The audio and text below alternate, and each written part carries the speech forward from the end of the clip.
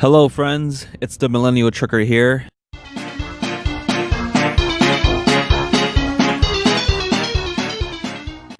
Thanks for clicking this video. I hope the thumbnail was interesting enough. I'm not sure what the thumbnail is, but hopefully I was able to come up with something captivating. It could be the thumbnail or the title. I like playing around with titles, like putting exclamation points, putting all caps on certain words. Clickbait. I really love clickbait. So I hope the title's clickbaity enough to capture your attention. I have a few things that have been bouncing around in my head. So let's get to one of them. I'm gonna do the bingo machine in my head. Bum, bum, bum, bum. All right, let's talk about getting fired. How many of you have gotten fired before? How many of you have gotten fired twice? How many of you have gotten fired 3 times? Do I feel bad about it? No. You shouldn't feel bad about getting fired either. In fact, I recommend you getting fired because you'll realize it's not bad. You know, it's like I kind of feel like a lot of us grew up thinking getting fired is just gonna be a stain on your resume, or it's like no one's ever gonna hire you again. You got fired from your last job. Who's gonna want to hire somebody who got fired from their last job? You're garbage. Get out of here. Get out of my office. You're done. But no, it's not like that. Actually, every time I've ever gotten fired,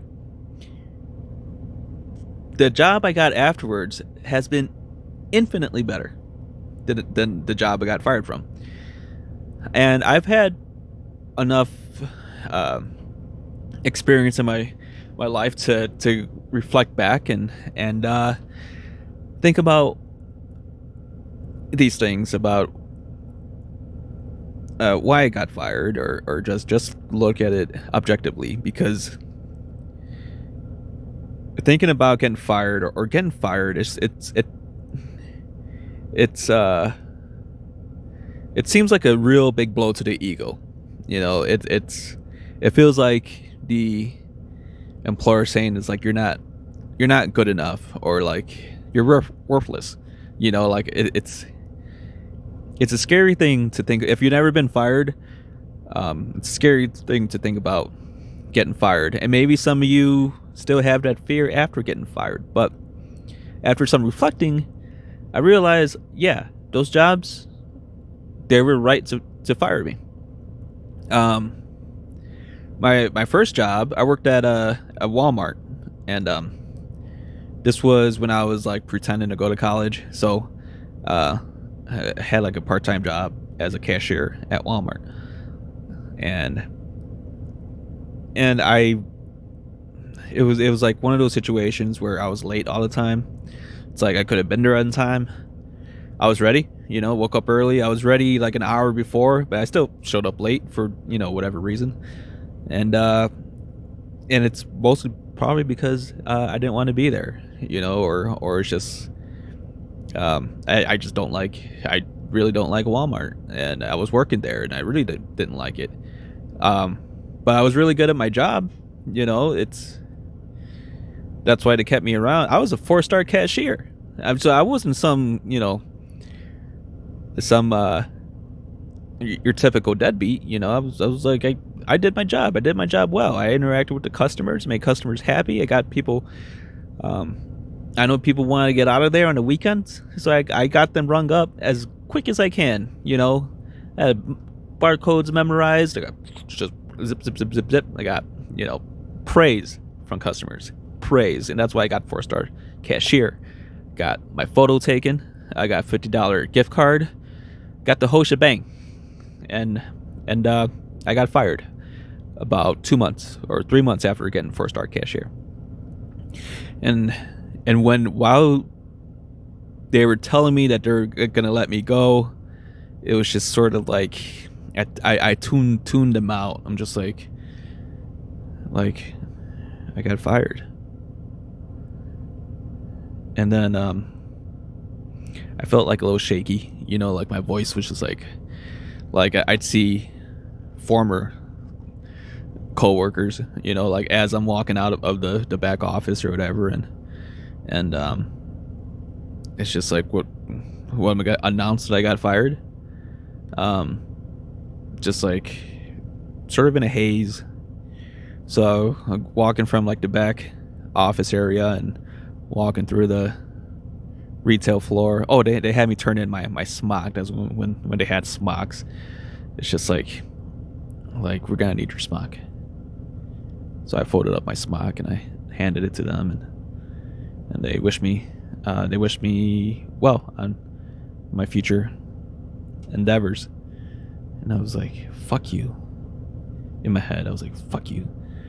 So I'm walking out and through the sales floor and retail floor, whatever you want to call it, and got to the automatic doors and got through the first one, and then like past the shopping cart area, and I got through the sliding doors to the outside. And something happened at that very moment. I looked up and it was a sunshine. It was slightly windy. It's like I looked around. I'm like the grass was greener than usual. The sun was a little bit more sunshiny than usual. The breeze felt amazing, and I was happy. I'm like, son of a bitch. I never thought I'd be happy after getting fired, and it was like instantaneous. And I'm like, I'm free. So that's when my next thing I did after that was took truck driving courses. And I told the story before. I went down to the community college where they had the what do you call it, technical program or whatever for CDL training, and I signed up. I'm like, let's do something different, because retail certainly didn't work out for me, and so I did. That was great, and that was right after I got fired. The second time I got fired was actually my first trucking job. I really didn't like them. Again, another company I didn't like, and they fired me after 1 year. Not because of my driving; it's because of logbook issues, not turning in my paperwork on time. But they ran me They ran me ragged. It's like there's no way that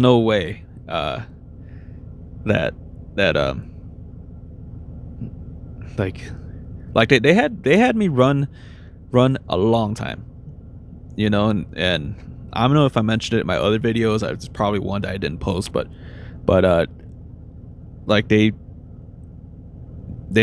take advantage of first year drivers, and they run you as much as they can over your hours. It's a real bad situation. And eventually I didn't care. They didn't care about my well-being. I didn't care about their well-being. And that's when they fired me after a year. My dispatcher had to break the news to me. My dispatcher liked me, and they had her break the news to me because, it's like, cowards and stuff like that in a higher office. Cowards, you hear that? Cowards. And so the first words out of my mouth was cool. She's like, no, not cool. I'm like, what am I gonna do, like beg for my job back? Like, no, don't fire me. It's like, I'll figure it out. So it was a real pain in the ass getting fired from a trucking job when you're living in your truck, and then like all of a sudden you gotta like pack up all your stuff, and I knew I was gonna get fired. I don't know, like when you're driving, when things are normal, what normal is at the place you work, especially long haul trucking. But when you suddenly get routed to the home terminal, and they're really wondering where you are. You're located. I was like at a truck stop, and they're like, really concerned about my location. Like, okay, I got to the yard terminal. This was at night because they wanted me to talk to them in the morning.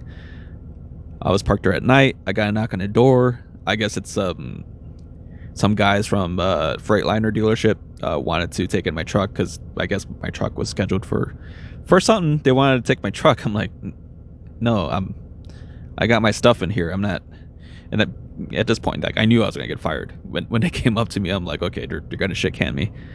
And so I'm like, no, you're not taking this truck. I gotta get, gotta think about myself. Gotta get my stuff out because I'm not gonna go through that situation. So, um, anyways, it's real pain in the ass getting fired from a trucking job. So I recommend if uh,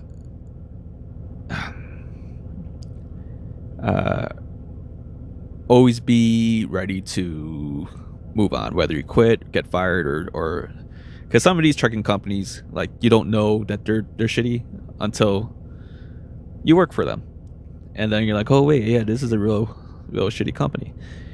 So you kind of want to keep things light. Um, so, anyways, that was the second job. After that, I found an over the road company that I really enjoyed. I got hired with them like 2 or 3 days later. This is how trucking works. Nobody gives a shit if you got fired from your last job. You're a driver. You have a clean driving record that our insurance can cover you. And that's the main thing. They're not judging your driving record. They just want to make sure that their insurance can cover you. So I got hired on with Celadon. Actually, they don't exist anymore. They just went bankrupt late last year. I was kind of sad about that because that was like the best over the road big company that I ever worked for. And so I was really happy with them, and that was after I got fired. It wasn't the end of the world for that. And so and the third one, was a beer distributor. So, just not to tell 3 times I got the story because it's all the same. It's the storyline's the same. I didn't like the company, or I sucked at the job, and I didn't want to admit that I sucked at a job, or it's an ego thing. It's like I like to think that I'm top shit, that I'm the best at everything I do. But then I was like, I'm thinking about it the wrong way. See, like when you work for somebody, or when you get a job, when you do an interview, it's like dating. It's almost exactly like dating. It's like you go, and I used to go in with the attitude with like, I need a job. I hope I do well at this interview, so that they could pay me money, and that's how I approached most of my interviews. But then I come to realize it's like, well, when you do an interview, not only it's more important that you like them more than it's also important that they like you, but like you are, your own advocate. So you go in there, and it helps you do research on a company.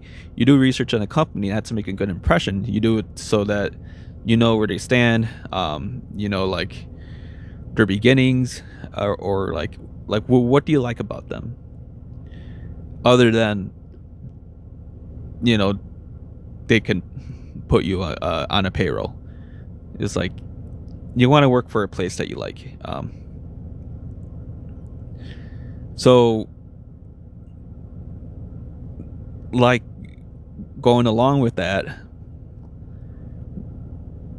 you have ever been dated somebody who like you were with them for too long, like you're miserable in your relationship, but you don't want to do anything about it. It's like, and it just becomes, it evolves to this real bad situation. So what helps me is looking at it from an employer point of view, because I've always been looking at it as I need money point of view. So if you look at it from an employer, if you own a company and you're hiring and you have people coming in, it's like, who do you want to hire? You want somebody who's interested in how you started the company, or like um culture, like what you're about, you want somebody to work for you that'll help you grow your company, not somebody who would just help you maintain the status quo. It's like uh you want to do better. You'd want people to help, that actually cares for the company, and that in turns helps you grow. So I'd be looking at it from a dating point of view too. It's like you want to be with somebody who will elevate you, who will help you get to that next level, um, and also you want to lift them up too, and help them get to the next level. It's like you want to help. It's a relationship, and what I was doing was not seeing the signs that this relationship is going south, and I had some sort of like denial issue, like if uh,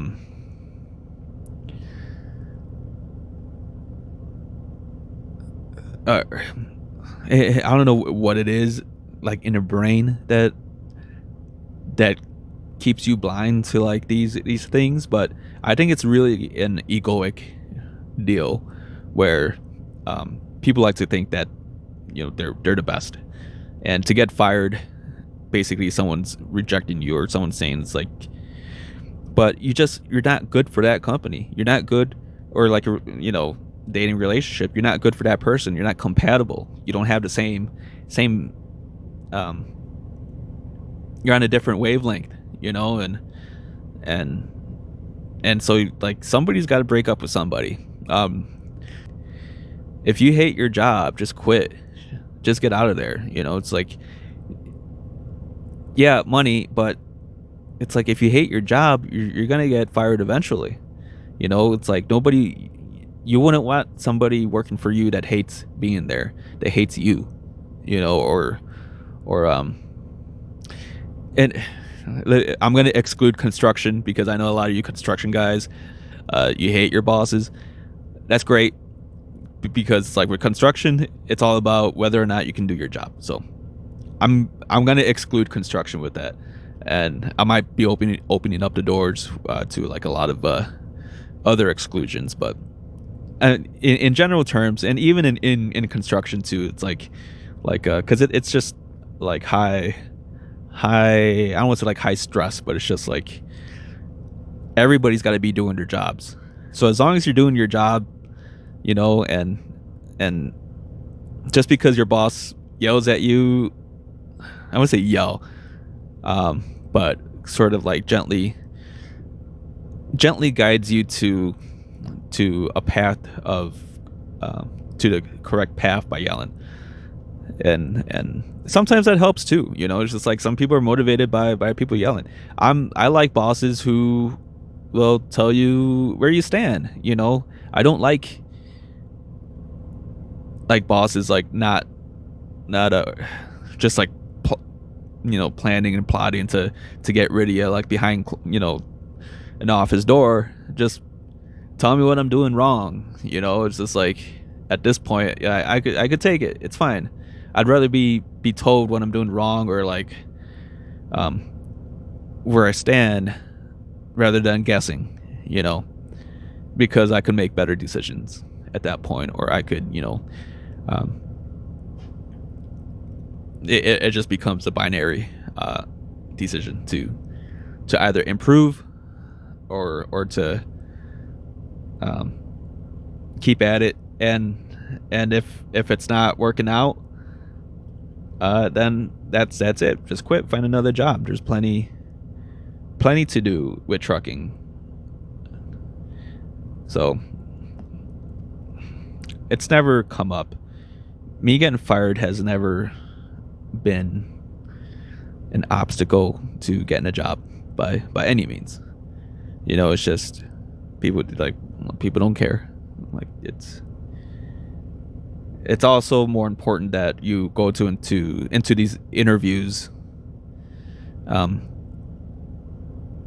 with sort of a mature understanding of what it is to have a employer employee relationship that's beneficial to both parties, and that will definitely